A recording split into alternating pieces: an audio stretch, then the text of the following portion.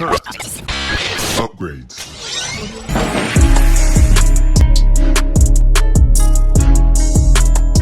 Welcome back, ladies and gentlemen, to another JVS movie review from the Toronto Film Festival. And this here was an anticipated film of mine from Midnight Madness, and this one is called Hell of a Summer. Here's a quick synopsis. The counselors of a summer camp are terrorized by a mass killer, and this one is directed, written, and starring Finn Wolfhard and Billy Bryk, along with Fred Hechinger and Abby Quinn. Now, this film here, when it was announced that this one was premiering at Midnight Madness, it was pronounced as a slasher film. And as you see, the premise of the film is set up to feel like a 70s sleepaway camp, Crystal Lake type camp type of feel to it. Or at least that's the perception from the beginning of the film, as we meet two other counselors and they are brutally murdered. Of course they are. That's the way any camp starts off. And then that's when we're introduced to the character of Jason, played by Mr. Hechinger, as this 20-plus-year-old who constantly is going back to camp to kind of starve off adulthood before he needs to grow up. This is something that he wants to do here. And that's when the film takes a different turn.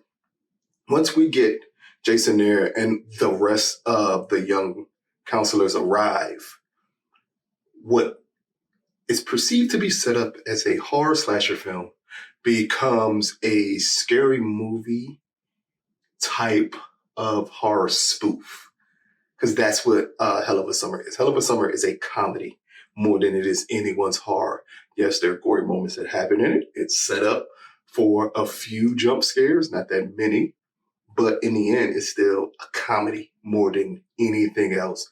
So just off of that basis, you really have to judge Hell of a Summer based off of the horror comedy landscape of things and possibly get out your mind immediately that you're watching a slasher film. What you're watching here is a very young cast with a young writers, young directors here, putting their complete spin on this sleepaway camp type of aesthetic that we're accustomed to seeing in the 80s horror films here.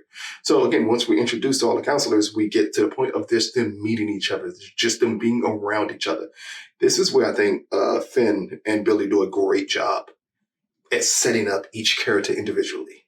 We have the popular kids, we have the beauty queen, we have the loser who wants to be more famous. We have the theater kid. Like, we have so many different elements of these young characters, but amazingly, none of it feels out of place. All of it feels like they spent a good amount of time developing each character. And that is the best thing of Hell of a Summer, is the character development that you get from everyone in the cast. It's almost like they spare no expense to give you a backstory of everyone and let it feel equal.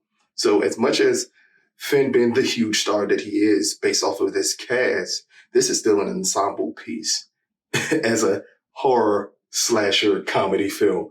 And that works wonders for it. Now, the issue that you do get is the shtick that they go through in the first two acts. By the time you get to the third act, it's wearing extremely thin here.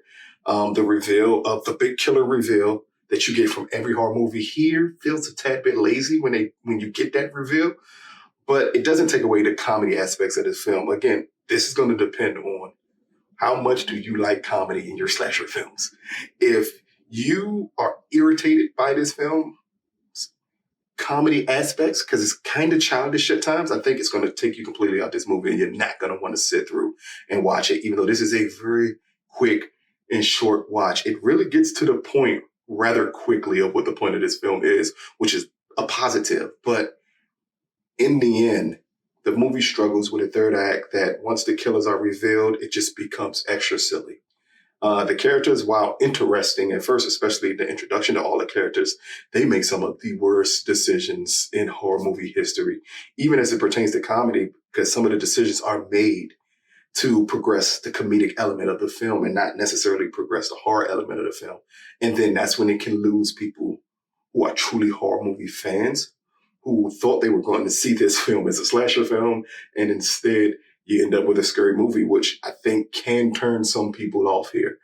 But if you are a person who likes that type of comedy in your horror movie, the Meet the Blacks with Marlon Wayans, things of this nature, if you are a fan of that, I think you will absolutely love Hell of a Summer. Again, the setups are what's going to draw you into it.